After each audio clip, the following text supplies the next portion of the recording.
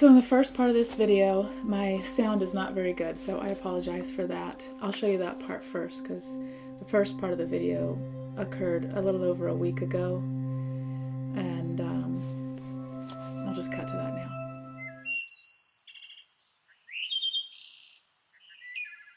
now. My shirt says, "Fear is a muppet." When I was working with Kathy Tagadine on one of our sessions, we were talking about fear, and I was having back pain, I think, and the work that we do together is very spiritual. And I don't know how to explain all of it, but things are just experiential. We basically drew fear out of my body so that I could interact with it. And it showed up as Sweetums, this Muppet. It was very paternal and caring. And one of the things that we asked it was, what is your purpose? Why are you here? And it said, or he said, I'm here to protect you and keep you safe, keep you from the things that are harmful in the world, like a father. And then Kathy was like, tell fear how you've been using it. And I said, I've been using you to avoid people and not connect. And he was like, no, that's not it. That's not what I'm for. And it was a really beautiful experience because normally what most of us do with our emotions that we don't like is we try to push them down, push them away. When we push them away, we actually just suppress them into our bodies. Louise Hay teaches that it's our thoughts that dictate our emotions. Another way to say that is emotions follow thought. And so if you can change your thinking, you can change your emotions. There's a lot of people that think emotions aren't real, but they are. And we could probably measure them a couple ways. One would be blood tests. Another one would be like thermography using a heat camera and seeing the changes in the organs or in the different parts of the body change when emotions change. So why is that? Well, when you have a thought, your body responds by cascading neurotransmitters and hormones through your body. So yeah, emotions are real. Now what we call them is made up, where we would say, I feel tense, I want to clench my teeth, I want to punch this person. Most people would call that anger. See, in Chinese medicine, there's a few emotions that we use. Well, anger is the liver, fear is kidneys, worry is spleen, which is first stages of digestion. What's the lung, you guys? I can't remember. Sadness and grief. And then the heart is joy or overjoy. Joy is fine, but overjoy, meaning just being excessively joyous, like that kind of joy, it's kind of like in the world of shock. If you can imagine someone jumping out and surprising you, or getting, like as a grandparent, getting the news of your first grandchild being born. There's like an overjoy in that, and that's okay. But when people like do it all the time, like you're adrenaline junkies, and it's akin to shock. So shock is another one. It's like a special emotion that affects the heart and the kidneys, like a cancer diagnosis. In all of these emotions, our body has certain neurotransmitters and hormones that it releases, and then they affect the body. Literally, measurably. And it's whether or not we've measured them, it can be. So emotions are real in that way. Kathy's way is, she's not an acupuncture physician. She does something very unique with people and very special and very helpful. And so that's why I have this t-shirt on with Sweetums, and it says, fear is a muppet. It's not that fear is, false evidence appearing real and all that. Fear manifested in my body as back pain. I still have some back pain. But when I meditated and she was talking me through just feeling into where's the fear, there was pain that went up my back, around my shoulders, across my chest, and down into my upper abdomen, which is where the cancer was.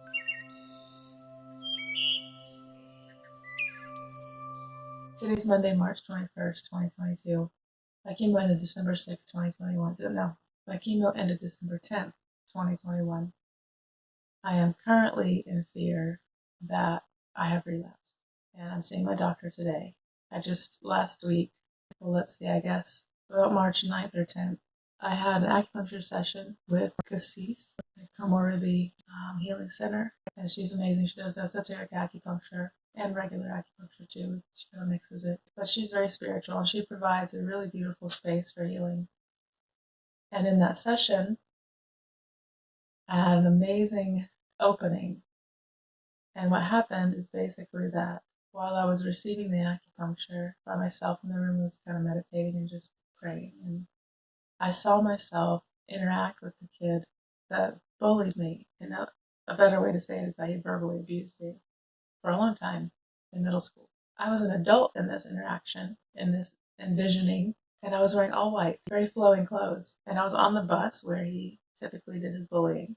And it was the same scenario it's the only memory that I have of the distinct interaction, like verbatim. I can remember exactly what he said and how it went. Instead of being my middle school self, I was an adult. And I basically stood up and looked over the seat of the bus and told him that he's forgiven. And then I know that this isn't who he is, and somebody hurt him, and it's okay for him to stop. And in that, I felt very freed up. And right after that, I was shown kind of like a sphere as a measure with, I guess you could say, like 60% of it was gone, and then there was like still 40% there. And what I understood from that is that there's still some more work to do, but you just cleared a whole bunch of this. And then when I was talking with Cassis about that, she said, I was doing Qigong on you. Yeah, it was during the Qigong that happened. She was doing Qigong healing.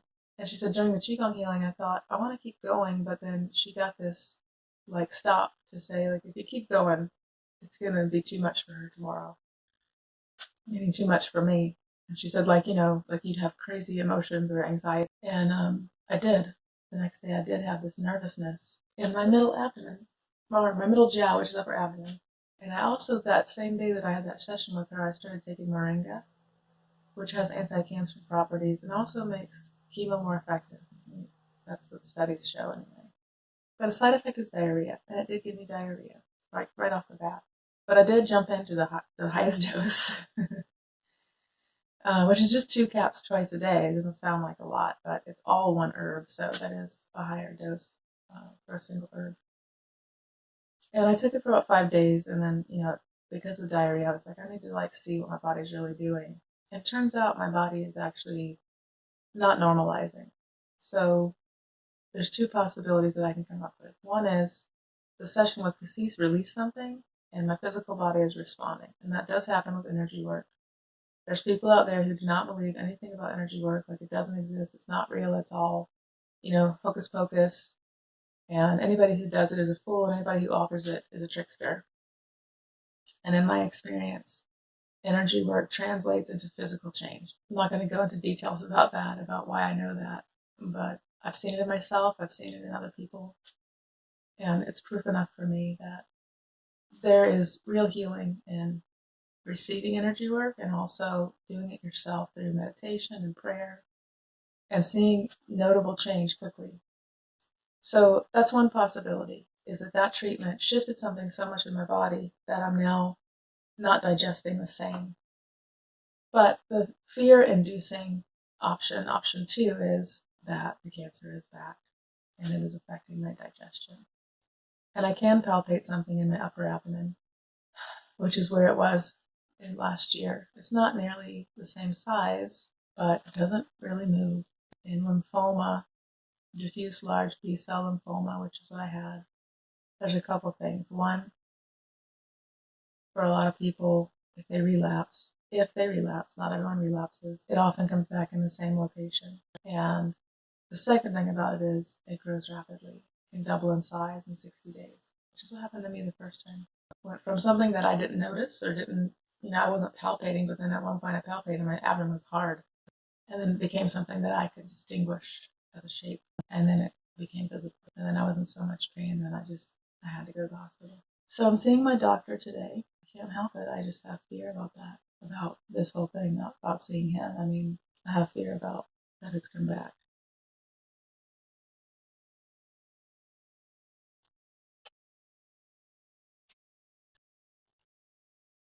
I'm not in shock this time.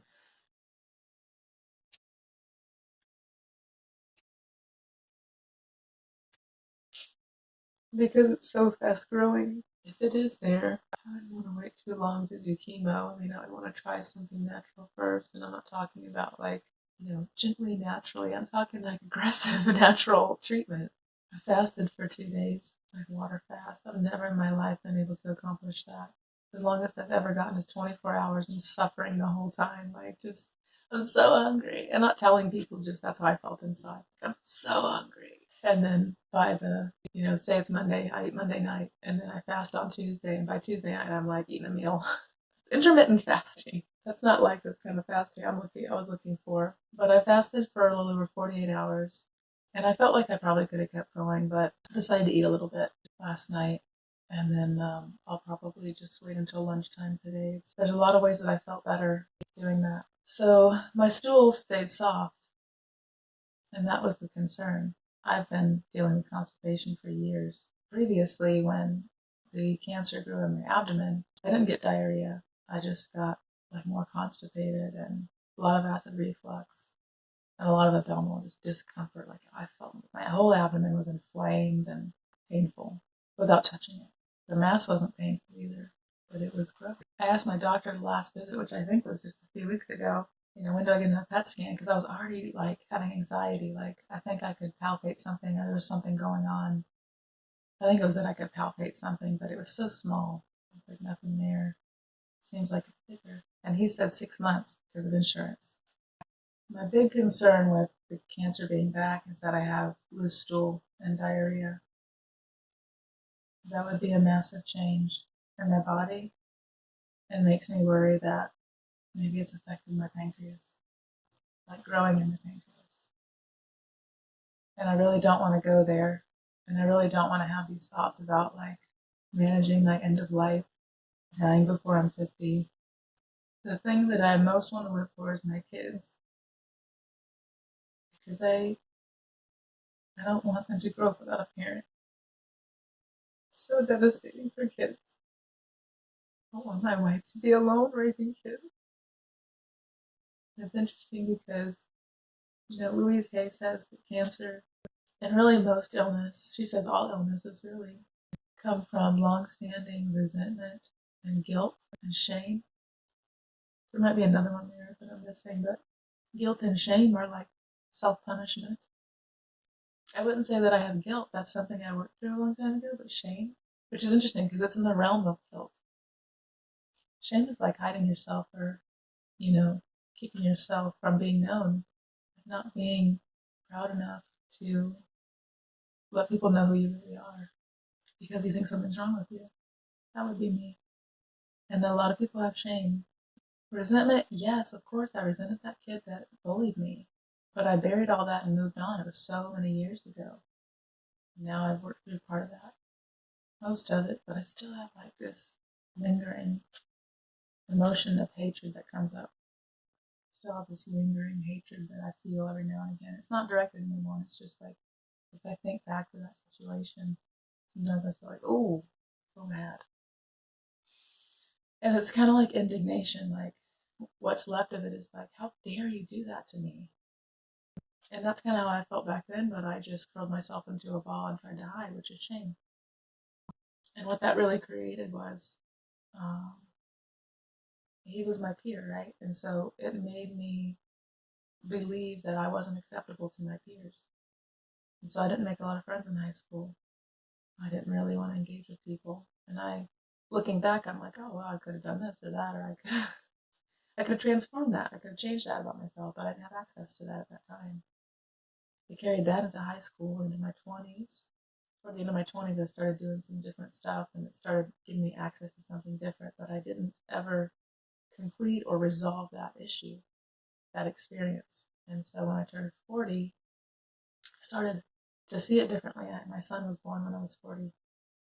And I started to look at my life differently, of course, right? Who doesn't? And that came up. And that's when I started working on it again. All right, 4 months after my last PET scan, I'm having my follow-up. It's about 2 months early. I go to the facility, wait a little bit, they tap a vein, they inject a radioactive glucose as a contrast. I also drink some contrast, then wait 45 minutes, and then hop in the machine. The actual scan takes about 20 minutes. All right, so it's been a couple weeks since that first part of the video.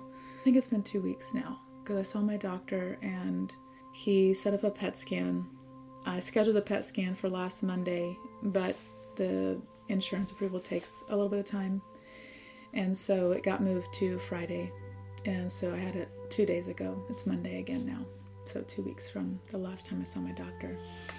So today I see him at 3:45 and I find out the results of the PET scan.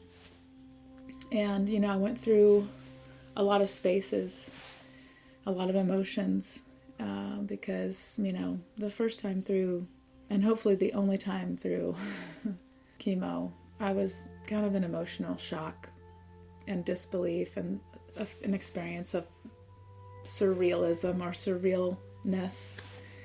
Even once I got through that, I still was, I don't know if I could say dampened, or something about the way I felt was altered by the chemo. There was so much body sensation going on that I just couldn't even process emotions some of the time. Not the whole time. I mean, I worked through a lot of stuff actually in that period of time. This time with this scare, which I'm calling it a scare because I don't have anything to tell me that there's cancer in my body that needs treatment. Not yet. And maybe there won't be. And maybe there will be. And I was gonna not cut my hair.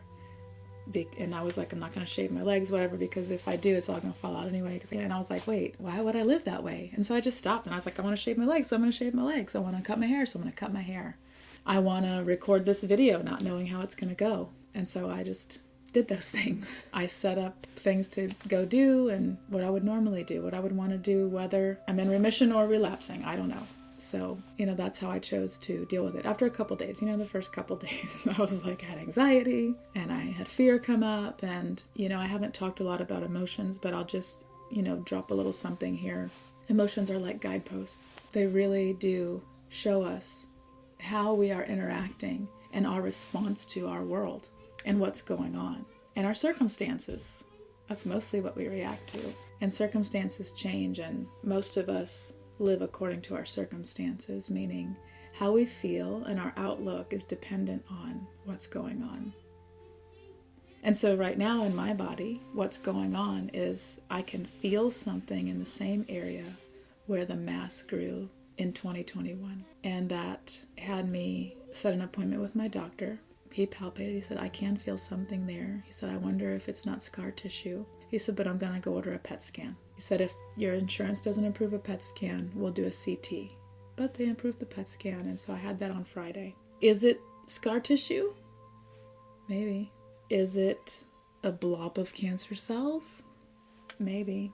Did I go through different emotions with the possibility that it's a blob of cancer cells? Yeah.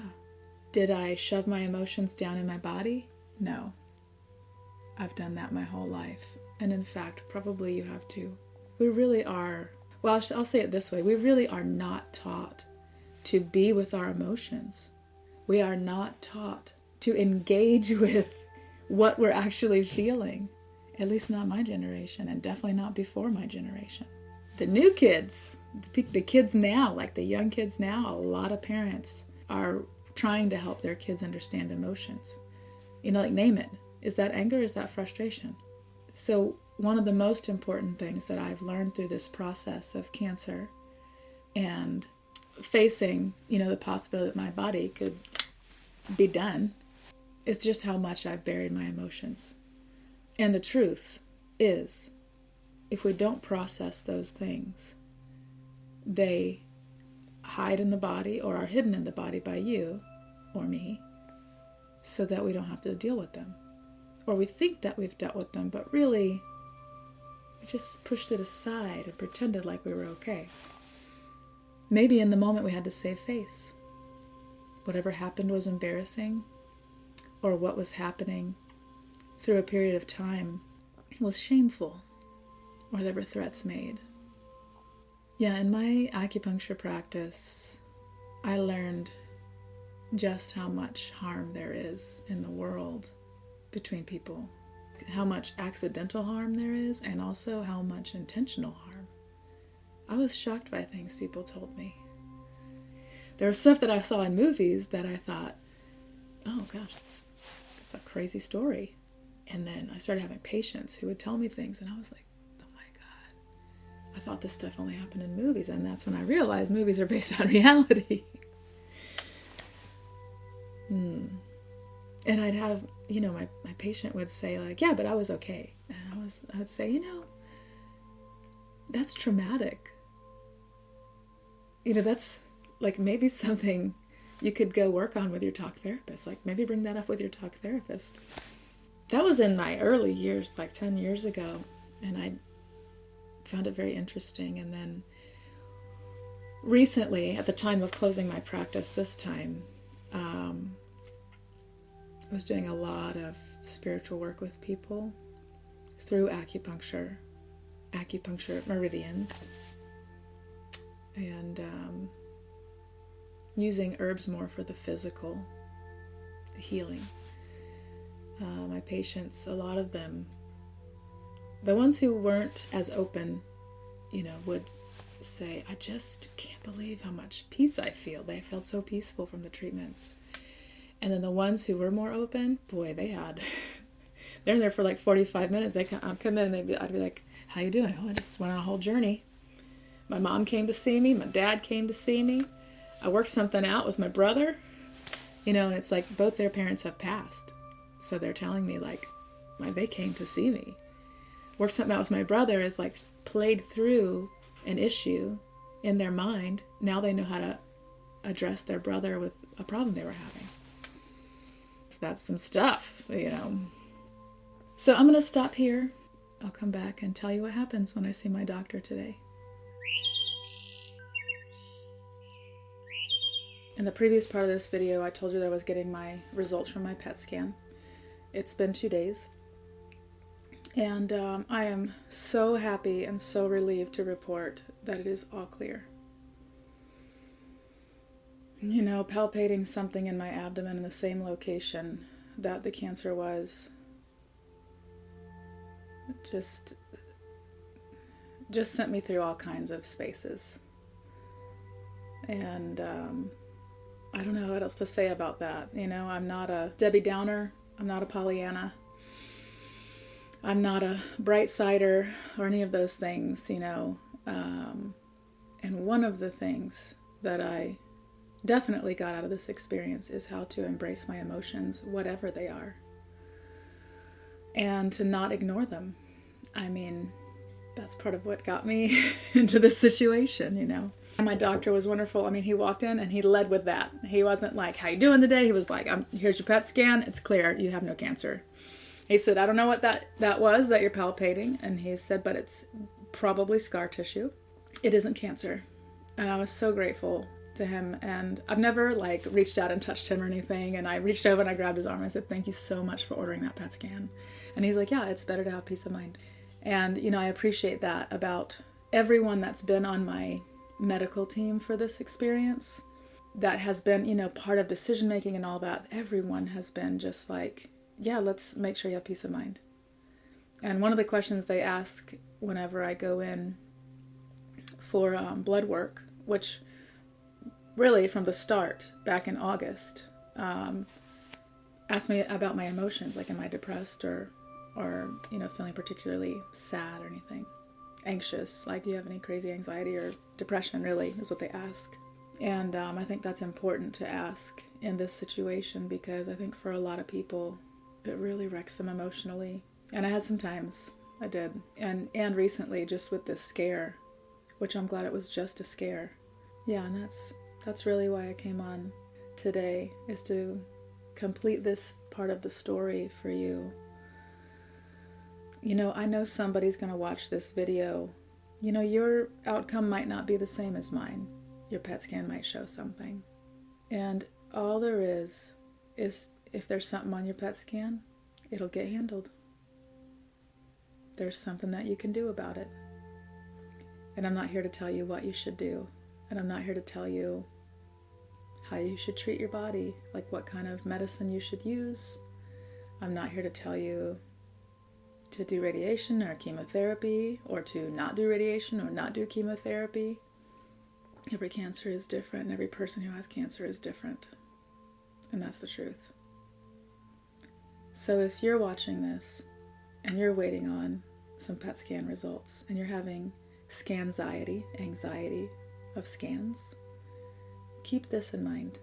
A scan is a momentary image, and your body is always changing. It's always adjusting. And if you do have anxiety, try to be with it, not ignore it, not pretend like it isn't there. You might need to take something. I mean, I've had some things to help me along, times where I couldn't sleep or something like that, but some people it's all day, every day, and if that's you, do what you need to do to handle those things. Thank you for watching. I love you. May your life be wonderful.